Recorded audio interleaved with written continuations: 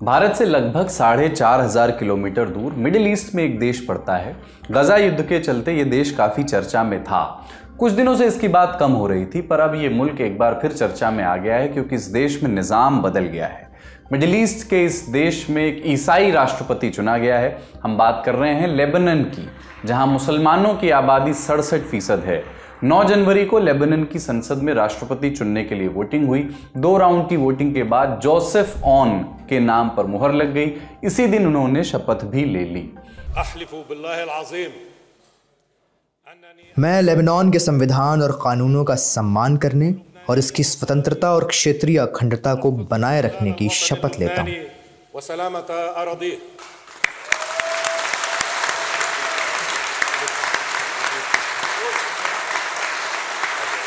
शपथ लेने के बाद जोसेफ ने संसद में भाषण दिया।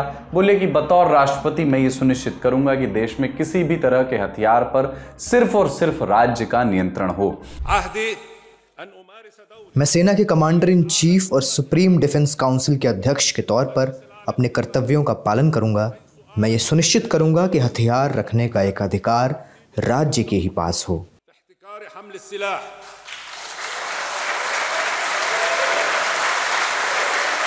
जोसेफ ने यहाँ हिजबुल्लाह का नाम तो नहीं लिया, लेकिन इशारा उन्हीं की ओर था। हिजबुल्लाह और इजराइल के बीच नवंबर 2024 में युद्ध विराम हुआ था। उसमें शर्त तय की गई थी कि हथियार केवल लेबनान की आर्मी के पास ही रहेंगे। हिजबुल्लाह को हथियार की पहुंच से दूर किया जाएगा। लेकिन जोसेफ की चर्चा की वजह यहीं तक ही सीमित नहीं है। कुछ जानकार, कुछ रिपोर्ट्स कहती हैं कि जोसेफ पर सऊदी अरब और अमेरिका का हाथ है। इन दोनों देशों की मर्जी या साथ के बिना उनका राष्ट्रपति बनना संभव नहीं होता। अमेरिका, सऊदी अरब और इजराइल ने उन्हें बधाई संदेश भी भेजे हैं। इसलिए भी कहा जा रहा है कि जोसेफ का राष्ट्रपति बनना ईरान के लिए बड़ा झटका है। तो आज के शो में हम जानेंगे जोसेफ ऑन की कहानी क्या है, क्या उनका राष्ट्रपति बनना ईरान के लिए वाकई झटका है, और जोसेफ के राष्ट्रपति बनने से लेबनान की राजनीति और मिडिल ईस्ट की राजनीति पर क्या फर्क पड़ेगा। नमस्कार, अपन है कुलदीप और आप देख रहे हैं लल्लन टॉप का अंतर्राष्ट्रीय खबरों का रोजाना का कार्यक्रम दुनियादारी। Brought to you by Sensodyne-K and ITIL। बस बैक नहीं आया। SLS पैराफिन और दूध का करंट भी कौन? तो लाइफ का करंट ऑन? कुछ भी। तो ट्राई करके देख ले। Sensodyne-K toothpaste for sensitive teeth. पहले बेसिक्स क्लियर कर लेते हैं। लेबनान वेस्ट एशिया में बसा देश है। भारत के नजरिए से कहते हैं तो वेस्ट एशिया, और पश्चिमी नजरिया है उसको मिडिल ईस्ट कहता है इलाके को। भूमध्य सागर के किनारे पर आबादी लगभग 55 लाख है। इनमें से 67% लोग मुसलमान हैं और करीब 32% लोग ईसाई हैं। राजधानी बेरूत है यहाँ की। आधिकारिक भाषा अरबी और फ्रेंच है।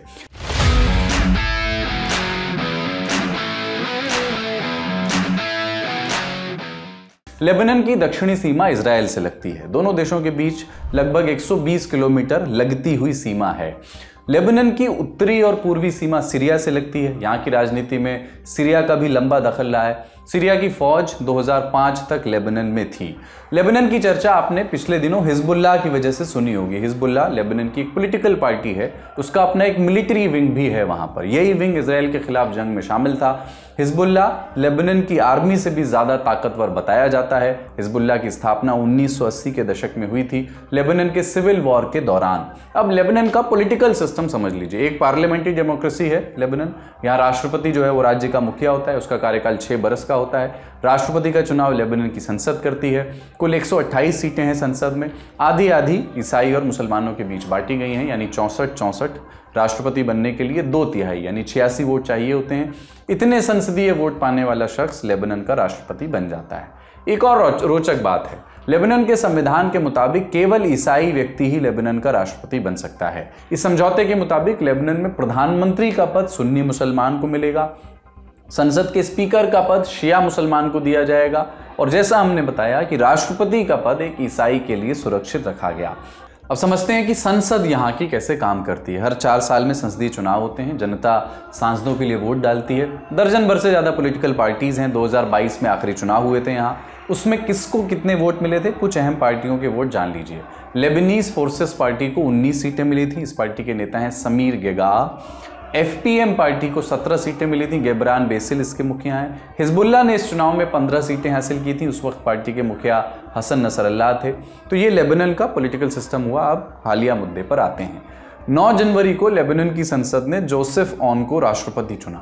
इससे पहले मिशेल ऑन लेबनान के राष्ट्रपति थे।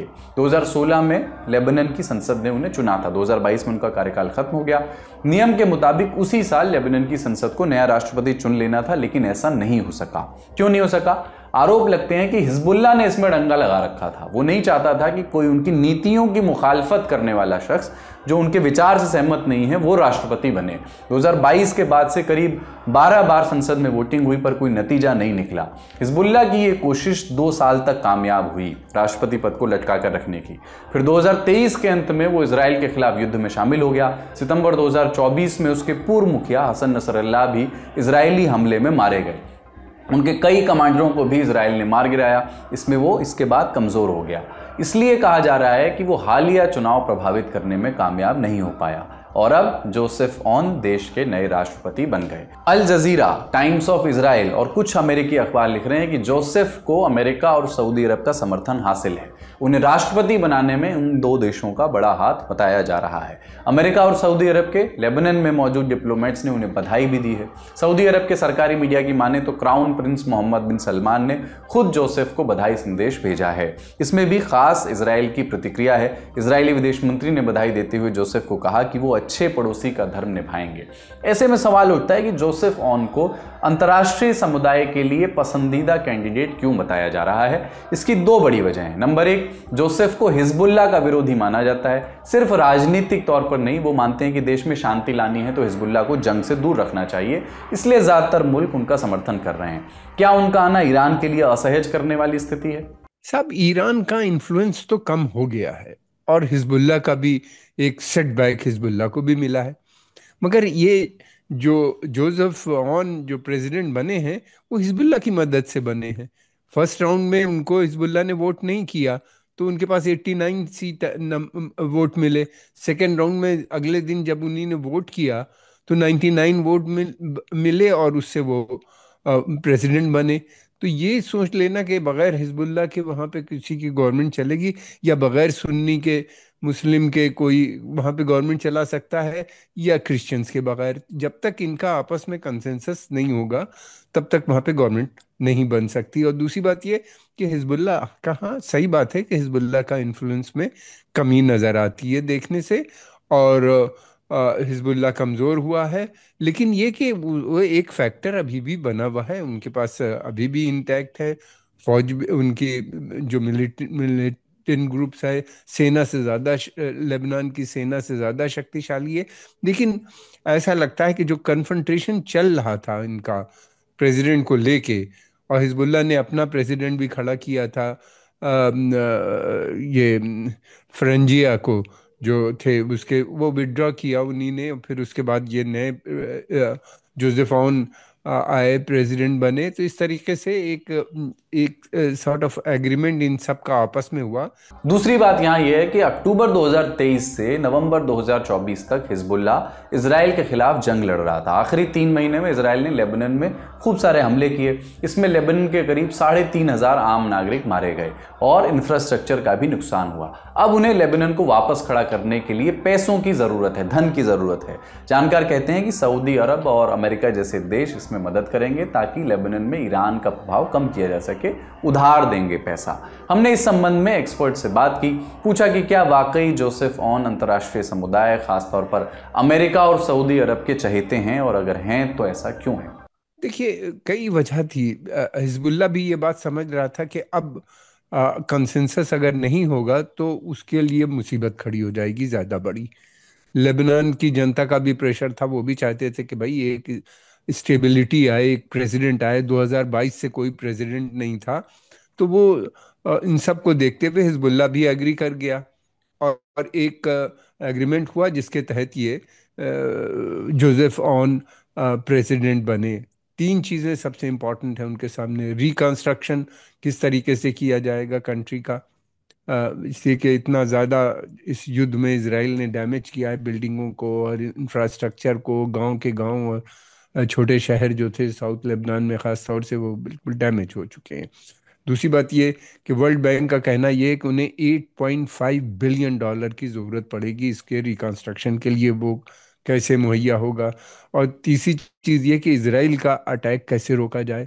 इसराइल का कहना ये है कि अभी भी हिजबुल्लाह के पास वेपन है, और उनका मानना ये है कि वो अभी भी अटैक कर सकते हैं और बराबर कर भी रहे हैं उनके ऊपर अटैक। तो ये बहुत ही मुश्किल काम है। सऊदी अरेबिया का एक बड़ा रोल है। उम्मीद है कि कुछ फंड वहाँ से मिलेगा, बाकी वर्ल्ड बैंक से कहीं से अरेंज किया।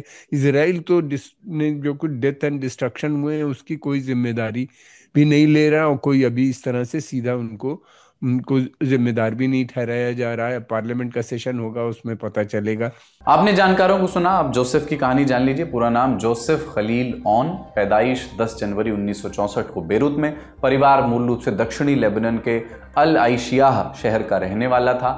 जोसेफ ने पॉलिटिकल साइंस और इंटरनेशनल रिलेशंस की पढ़ाई की है, अंतर्राष्ट्रीय संबंधों की। 1983 में उन्होंने एक सैन्य अकादमी में दाखिला लिया और उसी साल लेबनानी सेना में शामिल हुए। अमेरिका और सीरिया में उनकी ट्रेनिंग हुई। 2017 में वो लेबनान की आर्म्ड फोर्स के मुखिया बने। सेना में रहने के दौरान उन्होंने सीरिया और लेबनान के बीच पहाड़ी इलाकों में कई साल बिताए थे। उन्होंने हमेशा लेबनान की सेना को इजराइल के साथ सीधे युद्ध से दूर रखा। हालिया युद्ध में भी जब हिजबुल्लाह इजराइल से लड़ रहा था, तब भी जोसेफ का आदेश था कि सेना को इस युद्ध से दूर रखा जाए। हालांकि फिर भी इजरायली हमलों में 40 से ज़्यादा लेबनानी सैनिक मारे गए थे। जंग का ही असर है कि लेबनान में आर्थिक संकट इस समय चरम पर है। क्या जोसेफ इस दिशा में बेहतरी के लिए कुछ कदम उठा पाएंगे? हमने एक्सपर्ट से पूछा।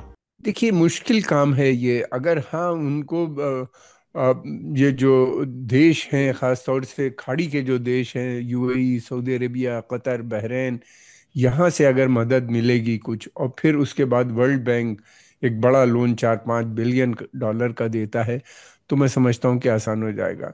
लेकिन इकोनॉमिक कंडीशन उस देश की बहुत ख़राब है। कंट्री बिल्कुल बैंक करप्ट हो चुका है, उसके पास रेवेन्यूज़ नहीं है, और सिविल इम्यूनिटीज़ भी बिल्कुल कोलैप्स हैं वहाँ के ऊपर, और काफ़ी उनके ऊपर बड़ी समस्या उनके सामने से दोबारा रिवाइव करने के लिए इकनॉमी, ये कोई आसान काम नहीं है। लेकिन लेबनान में बहुत पढ़े लिखे लोग हैं, लेबनान बहुत खूबसूरत मुल्क है। अगर वहाँ पे टूरिज़्म दोबारा से आती है, और फिर लेबनान में ये है कि लेबनानी लोग जो हैं वो अरब देश में चारों तरफ, यूरोप में भी, अमेरिका में भी बहुत से काम कर रहे हैं, जहाँ से वो रेमिटेंसेस भेजते हैं। बड़ी संख्या, अच्छी खासी रकम आती है हर साल तमाम देशों में। तो इन सब चीज़ों से अगर सबकी सहमति होती है, अरब लीग, पश्चिमी देश, और सबसे बड़ी बात यह है कि इजराइल का अटैक अगर नहीं रुकेगा तो बड़ा मुश्किल हो जाएगा, अगर वो बीच बीच में अटैक करते रहेंगे। अब जाते जाते लेबनान का इतिहास भी जान लीजिए। करीब 10,000 ईसा पूर्व से ही यहाँ इंसानों की लगातार बसाहट रही। रोमन साम्राज्य के असर में यहाँ पहुंचा ईसाई धर्म, फिर अरब ने यहाँ पहुंचाया इस्लाम। इस देश ने ईसाई और मुसलमानों के बीच का क्रूसेड भी देखा। तब ये ग्रेटर सीरिया का हिस्सा हुआ करता था। 1918 में ऑटोमन साम्राज्य के पतन के बाद ये आ गया फ्रांस के संरक्षण में। फ्रांस था एक कैथोलिक देश, उसने लेबनान को सीरिया से अलग कर दिया। मुस्लिम बहुल लेबनान आज़ादी चाह रहा था। आज़ादी का ये संघर्ष कई बरस तक चला, और फिर काफ़ी मशक्क़त के बाद 1 जनवरी 1944 को लेबनान बन गया एक आज़ाद देश। शुरुआती दौर में लेबनान का झुकाव था अरब की तरफ, वो भी इजराइल विरोधी गुट की ओर। मगर फिर 1952 में जब ईसाई धर्म के कमील शमून वहाँ राष्ट्रपति बने, तो वो पश्चिमी देशों की तरफ टिल्ट होने लगा। राष्ट्रपति शमून की इस प्रो वेस्ट पॉलिसी ने लेबनान में अशांति बनाई। वहाँ ईसाई और मुसलमान आमने सामने आ गए। शमून के खिलाफ पहले से ही असंतोष था। इसमें घी डाला अमेरिका से आई उनके लिए मदद ने। बगावत छिड़ गई। जिन शमून की सरकार बचाने आई थी अमेरिकी सेना, उनके हाथ से सत्ता निकल गई। तो 1967 में 6 डे वॉर हुई, जिनके बारे में आप जानते ही हैं। लेबनान ने इसमें कोई सक्रिय भूमिका उस समय नहीं निभाई, लेकिन फिलिस्तीन के गुटों ने यहाँ आकर के पनाह ली। 1980 के दशक में लेबनान में सिविल वॉर हुआ। इसमें हिजबुल्लाह बना। उसका मकसद था लेबनान पर इजरायली कब्जे को छुड़वाना। तब से अब तक ये गुट इजराइल से लड़ता आ रहा है। नवंबर 2024 तक उसने अपनी आखिरी लड़ाई लड़ी है। बड़ी खबर यहीं तक। अब सुर्खियों की बारी। पहली सुर्खी है रूस अमेरिका संबंधों से जुड़ी हुई। अमेरिका के प्रेसिडेंट इलेक्ट डोनाल्ड ट्रंप ने दावा किया है कि रूस के राष्ट्रपति व्लादिमीर पुतिन उनसे मिलना चाहते हैं, और इस मुलाकात की प्लानिंग भी शुरू हो गई है। President Putin wants to meet. He's said that even publicly. and we have to get that war over with. That's a bloody mess. Soldiers are being killed by the millions. I looked at some very graphic pictures yesterday. The soldiers that are being killed, you know, it's a flat field. The only thing that stops a bullet is a body. इसके साथ ही Trump ने कहा कि हमें रूस Ukraine जंग खत्म करनी होगी। इस जंग में बहुत सारे लोग मारे जा रहे हैं। सिर्फ एक सूरत में बंदूकों की गोलियां रुक रही हैं, तब जब आदमी का शरीर उनके रास्ते की रुकावट बन रहा है। मरने वालों की तादाद रिपोर्ट किए गए आंकड़ों से कहीं ज्यादा है। ट्रंप 20 जनवरी को अमेरिकी राष्ट्रपति पद की शपथ लेने वाले हैं। वो बार बार दावा करते हैं कि मैं एक दिन में रूस यूक्रेन जंग रुकवा दूंगा। यूक्रेन को लेकर उनका रुख बाइडेन से अलग रहा है। ऐसे में अब पुतिन से मीटिंग प्लान करने का उनका ये दावा इस जंग का भविष्य तय करने में के लिहाज से भी अहम हो सकता है। दूसरी तरफ रूस के सत्ता प्रतिष्ठान क्रेमलिन के प्रवक्ता दिमित्री पेस्कोव ने भी ट्रंप के दावों पर 9 जनवरी को एक बयान दिया। कहा कि ट्रंप की मुलाकात की चाहत का क्रेमलिन स्वागत करेगा, लेकिन अभी तक ऐसी कोई आधिकारिक रिक्वेस्ट आई नहीं है। बेहतर होगा हम ट्रंप को पहले राष्ट्रपति बन जाने दें। अमेरिका के वर्तमान रक्षा मंत्री लॉयड ऑस्टिन 9 जनवरी को यूक्रेन के राष्ट्रपति वोलोदिमीर ज़ेलेंस्की से मिले। ये अमेरिका में निज़ाम बदलने से पहले रक्षा मंत्री के स्तर की आखिरी मुलाकात है। ये मुलाकात नेटो के यूक्रेन डिफेंस कॉन्टैक्ट ग्रुप की जर्मनी में हुई बैठक के दौरान हुई। ये ग्रुप नेटो के सभी 32 सदस्य देश और यूरोपीय संघ का एक गठबंधन है और 2022 में रूस यूक्रेन जंग शुरू होने के बाद से यूक्रेन को सैन्य मदद भेजता है। इस बैठक में ऑस्टिन और ज़ेलेंस्की ने संयुक्त रूप से क्या कहा, 3 खास बातें। पहली, सत्ता में आने वाला ट्रंप प्रशासन यूक्रेन का साथ ना छोड़े, ऐसी हमारी अपील है। ऐसा करना आक्रामकता और अव्यवस्था को न्योता देना होगा। दूसरी, ऑस्टिन ने कहा कि अगर पुतिन यूक्रेन को पूरी तरह निगल भी लें तो भी उनकी भूख बढ़ने ही वाली है। तीसरी, यूक्रेन को कब्जा लेने के बाद उनके कब्जा करने वाले मंसूबों को और ताकत मिलेगी। इसके अलावा ऑस्टिन ने यह भी ऐलान किया कि अमेरिका यूक्रेन को सिक्योरिटी असिस्टेंस के तौर पर 42,000 करोड़ रुपए भेजेगा। इसमें लड़ाकू विमानों के लिए मिसाइलें, F-16 के कुछ उपकरण, हथियार बंद ब्रिजिंग सिस्टम, छोटे हथियार और गोला बारूद भी शामिल है। 9 जनवरी को श्रीलंका की एक कोर्ट ने एक मशहूर बुद्धिस्ट मॉन्क को इस्लाम विरोधी बयान देने के लिए 9 महीने की सजा सुनाई है। इनका नाम है ननासरा थेरा। ये बौद्ध धर्म से ताल्लुक रखते हैं और दूसरी बार ऐसे मामले में जेल जा रहे हैं। उन्होंने ये इस्लाम विरोधी बयान 2016 में दिए थे। इसके पहले पिछले साल ननासरा को इसी तरह के मामले में 4 बरस की सजा सुनाई गई थी। फिलहाल वो बेल पर रिहा हुए थे। ननासरा श्रीलंका के पूर्व राष्ट्रपति गोटाबाया राजपक्षे के करीबी बताए जाते हैं। अपने कार्यकाल में राजपक्षे ने उन्हें एक पैनल की अध्यक्षता सौंपी थी। इस पैनल को कानून में जरूरी बदलाव लाने के मकसद से लाया गया था ताकि सभी धर्मों के बीच समरसता लाई जा सके। 2018 में ननासरा को एक लापता कार्टूनिस्ट की पत्नी को धमकाने और कंटेम्प्ट ऑफ कोर्ट के लिए 6 बरस की सजा भी सुनाई गई थी, लेकिन पूर्व राष्ट्रपति मैत्रीपाला सिरिसेना ने उन्हें क्षमादान दे दिया और 9 महीने बाद उन्हें रिहा कर दिया गया। मुस्लिम समुदाय श्रीलंका में अल्पसंख्यक हैं और उनकी जनसंख्या वहां की कुल जनसंख्या का 10% है। अगली सुर्खी चीन से। उत्तर पश्चिमी चीन के पुचिंग शहर में एक टीनेजर की मौत के बाद हिंसक प्रदर्शन शुरू हो गए हैं। इन प्रदर्शनों की वीडियो सोशल मीडिया पर वायरल हैं। इन वीडियोस में पुलिस प्रोटेस्टर्स को पीटते हुए दिख रही है। प्रोटेस्टर्स भी पुलिस पर अलग अलग चीज़ों से हमला कर रहे हैं। मृतक जो है लड़का जिसकी मौत हो गई, उसका नाम डेंग था। बीबीसी को चीनी अधिकारियों ने बताया कि डेंग की मौत 2 जनवरी को उसके स्कूल हॉस्टल में एक एक्सीडेंट की वजह से हुई, लेकिन उसकी मौत के बाद सोशल मीडिया पर आरोप फैलने लगे कि मामले को छुपाया गया है। मौत से पहले डेंग को उसके हॉस्टल के साथियों ने नींद से जगाया था। इसी दौरान एक लड़के से उसकी झड़प हुई, जिसे स्कूल के एक अधिकारी ने सुलझा लिया था, लेकिन फिर रात में ही उसकी डेड बॉडी हॉस्टल के बाहर पाई गई। चीनी अधिकारियों ने बताया कि ये इसलिए हुआ क्योंकि वो हॉस्टल में ऊंचाई से गिर गया था। पुलिस ने पोस्टमार्टम किया और कहा कि ये आपराधिक मामला नहीं है, लेकिन कई दिनों से ऑनलाइन आरोप लगाए जाने लगे कि ये कहानी अधूरी है और स्कूल के साथ साथ पुलिस भी सच छिपा रही है। इस मामले पर चीन की सरकारी मीडिया ने चुप्पी साध ली है। प्रदर्शनों की कोई भी क्लिप चीनी सोशल मीडिया से काफ़ी हद तक सेंसर कर दी गई है। ये चीन में आमतौर पर सरकार की ओर से संवेदनशील माने जाने वाली घटनाओं में होता है, लेकिन कई वीडियो चीन से भी लीक हो गए हैं और एक्स पर देखे जा सकते हैं। आज का दुनियादारी यहीं समाप्त होता है। अपना और अपनों का ख्याल रखिए। देखते रहिए दी ललन टॉक। शुक्रिया। शुभ रात्रि।